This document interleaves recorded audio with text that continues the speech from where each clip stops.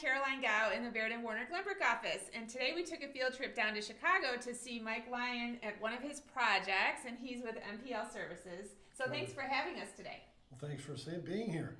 So tell us about what we're working on. This is a renovation?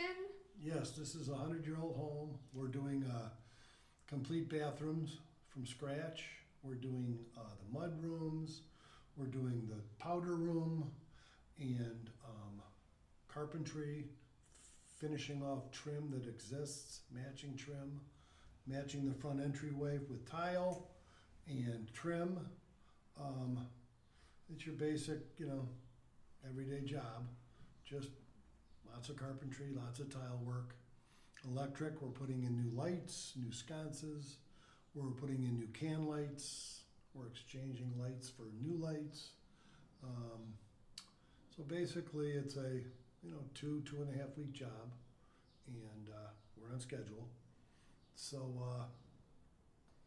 if you're looking for any type of this work, well, talk to my boss, Carolyn, and she'll fill you in.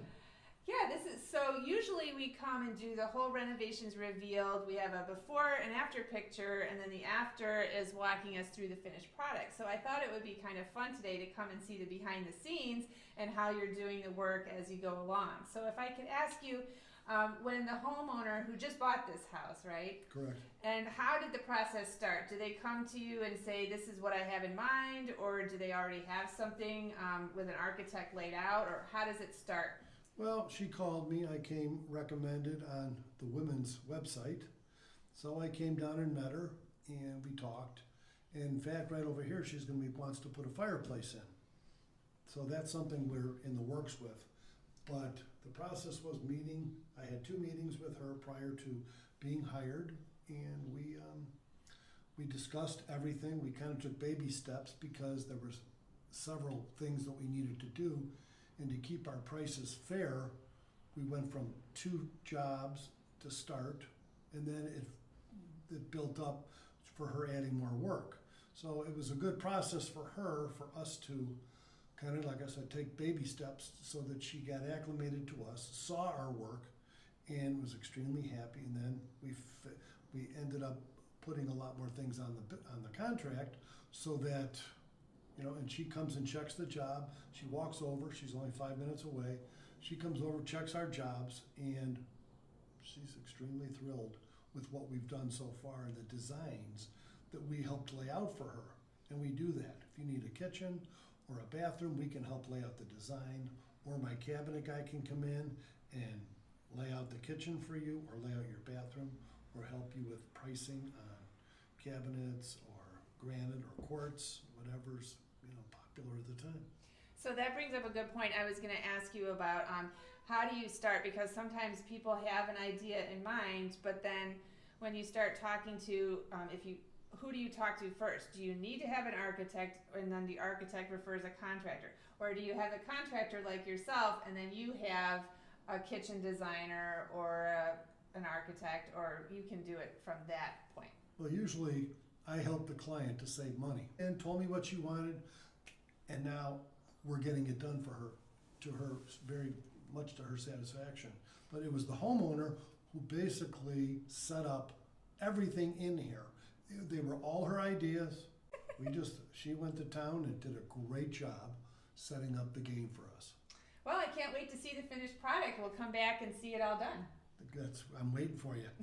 In a week or 2, we'll be back, and you'll come in and see the finished product, and we'll go from there.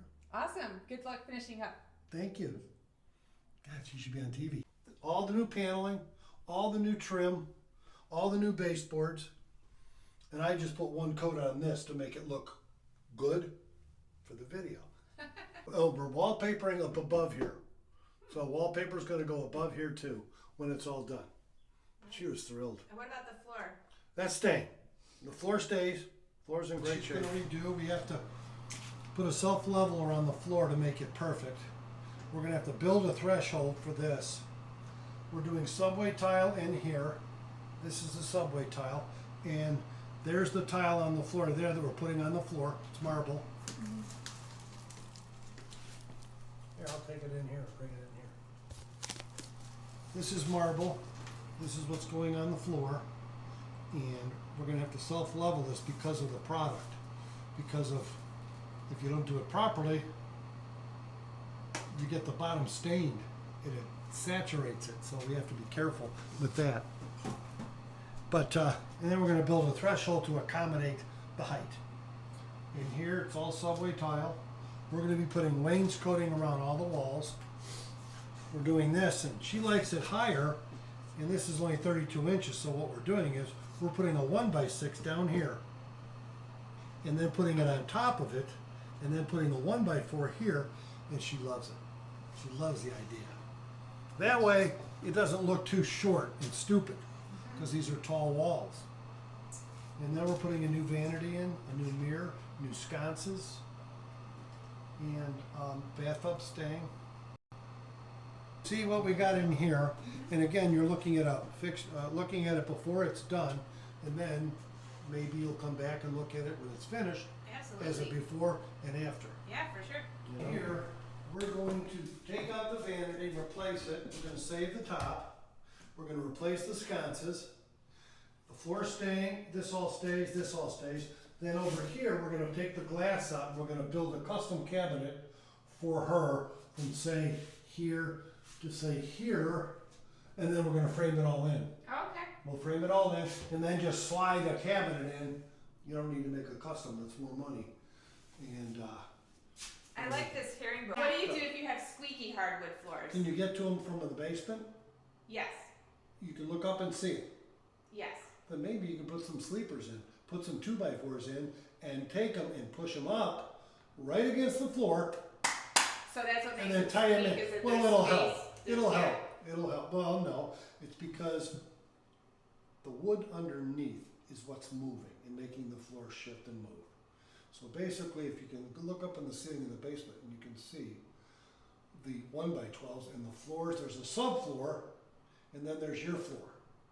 So basically, you have to somehow figure out how to, some companies will come in and put screws in. It's crazy. Then you gotta fill them with nail holes.